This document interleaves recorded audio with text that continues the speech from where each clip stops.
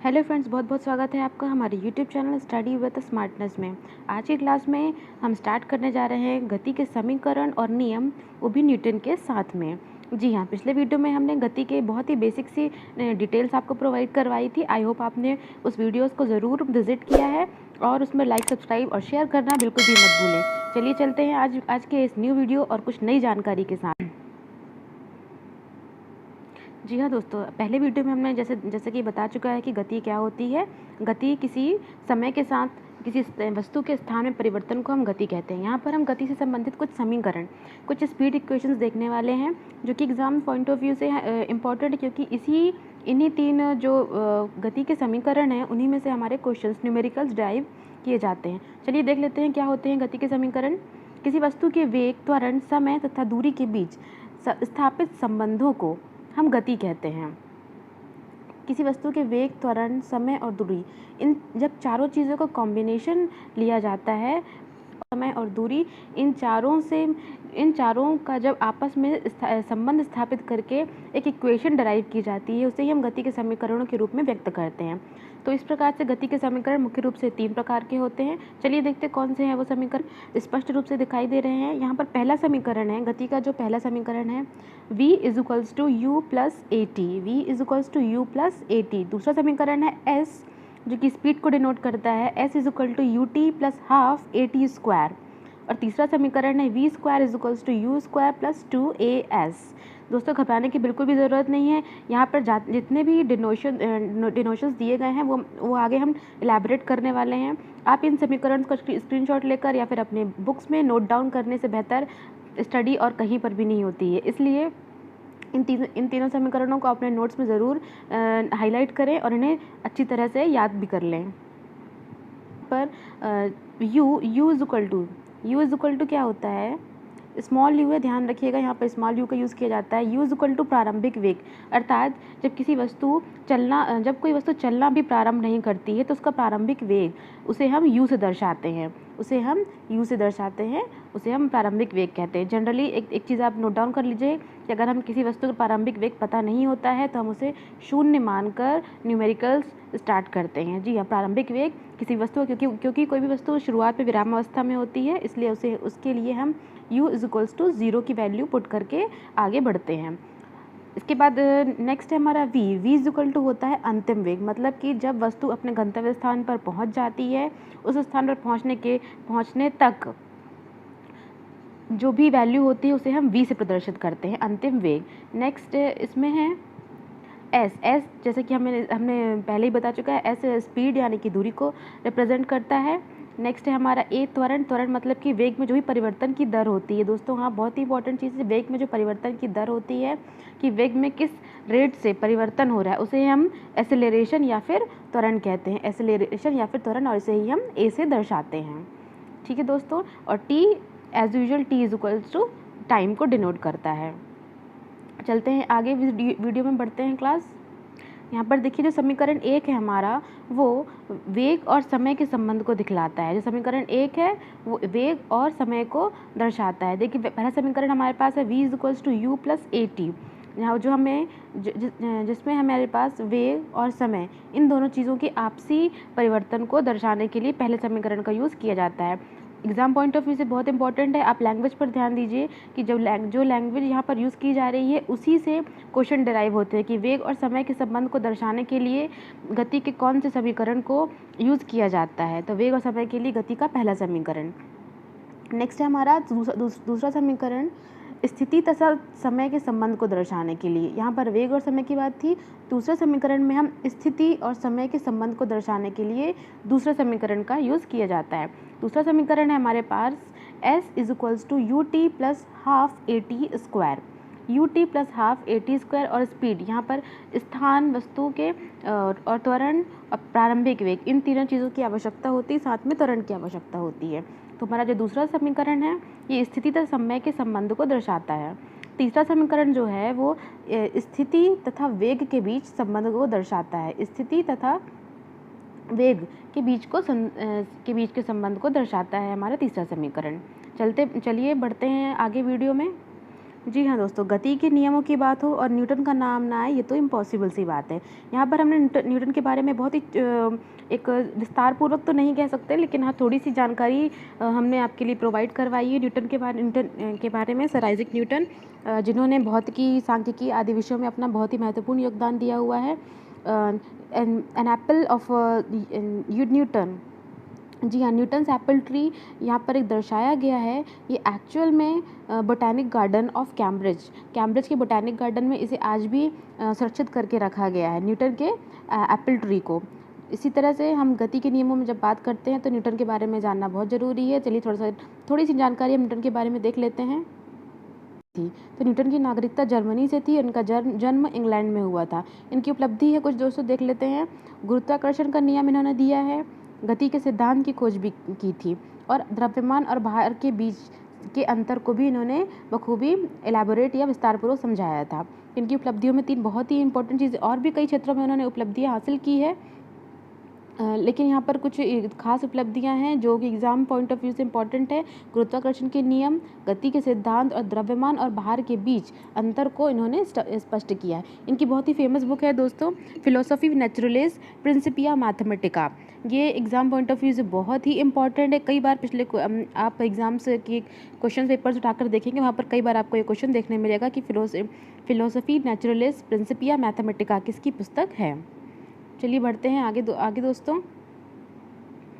गति के नियमों की जानते हैं, न्यूटन के गति के नियम क्या बोलते हैं। न्यूटन लॉ किसी वस्तु पर लगने वाले बल और उस बल के कारण वस्तु की गति में हुए परिवर्तन के बीच संबंध को दर्शाता है। जी हाँ, जो न्यूटन के लॉ है वो कहाँ पर अप्लाई होते हैं, वो यहाँ पर बताया गया है कि किसी वस्तु के पर लगने वाले बल और उस बल के कारण वस्तु की गति में हुए परिवर्तन के बीच को संबंध जो होते हैं, उन्हें न्यूटन के गति के नियमों के अंतर्गत दर्शाया गया है या विस्तार से समझाया गया है। न्यूटन के गति के नियम, चलिए शुरुआत करते हैं न्यूटन की गति के नियमों की ओर। हमारा पहला नियम है जड़त्व का नियम। देखिए दोस्तों, ज़्यादा इसमें डीप जाने की आवश्यकता नहीं है। गति के नियमों में बहुत ही स्मॉल तरीके से, बहुत ही छोटे तरीके से, सरल तरीके से यहाँ पर इस वीडियो में हम आपके लिए लेकर आए हैं गति के नियमों के लिए। इसमें पहला नियम है, इसे हम सिंपली कह सकते हैं कि ये जड़त्व का नियम कहलाता है। पहला जो नियम है वो जड़त्व का नियम कहलाता है। जड़त्व का नियम आखिर होता क्या है, जड़त्व आखिर होता क्या है, वो हम देख लेते हैं। प्रत्येक पिंड तब तक अपनी विरामावस्था में अथवा सरल रेखा में एक समान गति की अवस्था में रहता है जब तक कोई बाह्य बल उसे अन्यथा व्यवहार करने के लिए विवश नहीं करता। देखिए, बहुत पढ़ने में आपको थोड़ा सा अजीब लग रहा होगा, लेकिन इसकी जो डेफिनेशन है वो ये बताना चाह रही है कि यदि कोई भी वस्तु है वो अगर स्थिर रखी हुई है तो वो स्थिर ही रहेगी, या फिर चलायमान है या फिर गतिशील है तो वो गतिशील ही रहेगी। कब तक? जब तक उस पर कोई बाहर से कोई बल आरोपित नहीं किया जाता है, जब तक उस पर हम बाहर से किसी तरह का फोर्स लगाते नहीं हैं या फिर हटाते नहीं हैं, तब तक जो वस्तु है वो उसी अवस्था में बनी रहती है। आइए इस डेफिनेशन का हम कुछ एग्जाम्पल के द्वारा अच्छे से समझ लेते हैं। हमारा पहला एग्जाम्पल है, हथौड़े को हत्थे में कसने के लिए हत्थे को ज़मीन पर मारते हैं। देखिए, हमारा जो पहला नियम है कि यदि कोई वस्तु जड़त्व के नियम का पालन कर रही है तो वो अपनी जो पोजीशन है वो तब तक नहीं बदलेगी जब तक उस पर कोई बाहर से बल आरोपित नहीं किया जाता है। इस तरह हथौड़े को हत्थे में कसने के लिए हत्थे को ज़मीन पर मारते हैं। ये इसका पहला एग्जाम्पल। दूसरा एग्जाम्पल है, पेड़ की टहनियों को हिलाने से उसके फल टूटकर नीचे गिर जाते हैं। ये भी हमारे गति के नियम का पहला उदाहरण है। बहुत अच्छे से ध्यान से इसे नोट डाउन कर लीजिएगा क्लास, याद रखिएगा। एग्ज़ाम में यहीं से क्वेश्चन पूछे जाते हैं कि जो एग्जाम्पल हमें दिए हैं वो गति के किस नियम का पालन करते हैं। यहाँ पर एक ग्लास के ऊपर, एक गत्ते के ऊपर एक सिक्का रखा हुआ है, और यदि हम इस गत्ते को हाथ से तेज़ी से धक्का देते हैं, तेज़ी से उंगलियों के थ्रू धक्का देते हैं, तो ये जो गत्ता है उस पर तो गतिशीलता आ जाती है, वो अपनी विरामावस्था को छोड़कर गतिशील अवस्था में आ जाता है। लेकिन जो गत्ते के ऊपर सिक्का रखा हुआ है वो जड़त्व के नियम का पालन करते हुए अपनी स्थिति पर ही बना रहता है। इसलिए जब हम गत्ते को धक्का देते हैं तो वो बाहर गिर जाता है, लेकिन जो सिक्का है वो डायरेक्ट ग्लास के अंदर गिर जाता है। ये भी बहुत ही अच्छा क्वेश्चन है, एग्जाम्स में कई बार पूछा गया है। तो ये एग्जाम्पल भी आप याद रखिएगा कि ये गति के पहले नियम का पालन करता है। गया है। दर्शकों देखिए ज़रा ध्यान से, इसमें एक व्यक्ति है जो गाड़ी को ड्राइव कर रहा है, किसी कार को या बस को ड्राइव कर रहा है। तो यदि जब बस चलना शुरुआत करती है तब हम क्या होते हैं, अगर हम जो भी व्यक्ति सीट पर बैठा होता है और बस चलना शुरुआत करती है तो हम आगे की ओर या पीछे की ओर, आप बताएं कि हम पीछे की ओर गिर जाते हैं या पीछे की ओर हल्का सा हम खिसक जाते हैं। उसी तरह जब कोई बस रुक जाती है, एकाएक जब कोई बस रुक जाती है तो हम आगे की ओर झुक जाते हैं। ये उदाहरण भी जड़त्व के कारण ही होता है, क्योंकि जब बस चलायमान होती है तो हमारा शरीर भी उसके साथ में चलायमान होता है और एक बस के रुकने पर हमारा शरीर एकाएक आगे की ओर झुक जाता है। तो ये भी हमारे गति के पहले नियम का पालन करता है। गति का दूसरा नियम जिसे हम संवेग का नियम भी कहते हैं। गति के पहले नियम को हम जड़त्व का नियम कहते हैं और गति के दूसरे नियम को हम संवेग का नियम कहते हैं। आइए देखते हैं क्या है इसमें। किसी वस्तु के संवेग में आया बदलाव उस वस्तु पर आरोपित बल के समानुपाती होता है तथा समान दिशा में भी घटित होता है। ये देखिए क्लास, संवेग क्या होता है? पोटेंशियल जिसे हम कहते हैं इंग्लिश में। ये संवेग जो होता है P = m/v होता है, अर्थात जो संवेग P है वो m और v दोनों पर निर्भर या फिर दोनों के समानुपाती होता है। यदि m का मान अर्थात द्रव्यमान का मान बढ़ेगा तो P का मान, पोटेंशियल या संवेग का मान भी बढ़ जाता है।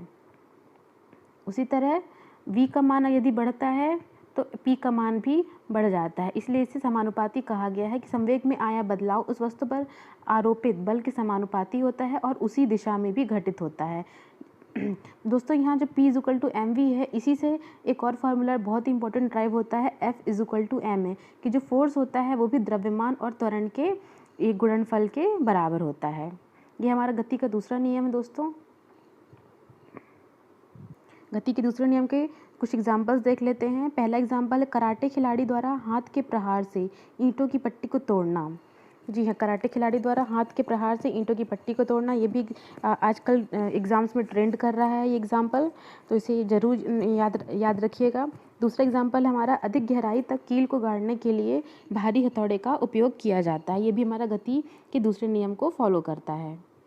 ही कॉमन या फिर बहुत ही ट्रेंडिंग एग्जाम्पल समझ लीजिए कि जब कोई क्रिकेटर बॉल को कैच करने की कोशिश करता है तो वो अपने हाथों को ज़रा सा पीछे ले जाकर कैच करता है ताकि उसके हाथों पर चोट ना लगे। ऐसा क्यों होता है दोस्तों? क्योंकि जैसा कि हमने देखा है P = mv होता है, तो यदि गेंद का जो वज़न होता है वो हाथों पर अगर डायरेक्ट पड़ेगा तो हाथ पर चोट लगने की आशंका बढ़ जाती है, क्योंकि द्रव्यमान जो होता है वो संवेग पर पूरी तरह से निर्भर करता है। इसलिए उसके वेग को थोड़ा सा कम करके, गेंद का जो वेग होता है उसे हम थोड़ा सा कम करके इस पोटेंशियल को थोड़ा सा मैनेज करने की कोशिश करते हैं, क्योंकि हम गेंद जो बॉल है उसके द्रव्यमान में तो कमी कर नहीं सकते हैं, इसलिए हम उसके वेग में थोड़ा सा कमी करते हैं, ताकि जो वेग कम होने से हाथ को जब हम पीछे खींचते हैं तो गेंद का जो वेग है वो हल्का सा कम हो जाता है, इस वजह से क्रिकेटर के हाथों में चोट नहीं लग पाती हैं। ये बहुत ही कॉमन एग्जाम्पल है और एग्जाम्स में कई बार पूछा जाने वाला एग्जाम्पल है, इसलिए अच्छे से इसे याद कर लीजिएगा।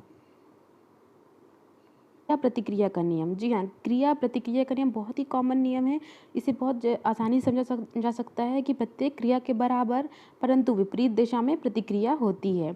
जी हाँ, जैसे कि इसमें दो व्यक्तियों को दर्शाया गया है कि यदि एक व्यक्ति अपना पूरा जोर इस दिशा में लगा रहा है, पूरा बल लगा रहा है, तो उतना ही बल, उतनी ही प्रतिक्रिया दूसरा व्यक्ति उसके विपरीत दिशा में देता है। यही गति का तीसरा नियम है। Newton's third law of motion कहता है क्रिया प्रतिक्रिया दोनों ही एक दूसरे के बराबर और विपरीत होती हैं। बंदूक की गोली छोड़ते समय पीछे की ओर झटका लगना। जी हाँ दोस्तों, ये भी एग्जाम्पल बहुत ही कॉमन है कि जब गति का तीसरा नियम अप्लाई होता है यहाँ पर, कि जब हम बंदूक से गोली को मारने की कोशिश करते हैं तो हमें गोली तो आगे की ओर चलती है, लेकिन हमें झटका पीछे की ओर व्यक्ति के कंधों पर लगता है। ये गति के तीसरे नियम को फॉलो करता है। दूसरा एग्जाम्पल देखते हैं, नाव के किनारे पर से ज़मीन पर कूदना, नाव या फिर नाव का पीछे हट जाना। ये भी गति के तीसरे नियम को फॉलो करता है कि जब भी हम नाव के किनारे पर पहुंचकर अपने दूसरे पैर को आगे रखते हैं तो हम इस पैर से नाव में पीछे की ओर बल लगाते हैं और इसी वजह से हम जब नाव पीछे हट जाती है तो हम आगे की ओर बढ़ पाते हैं। तो ये गति के तीसरे नियम को फॉलो करता है।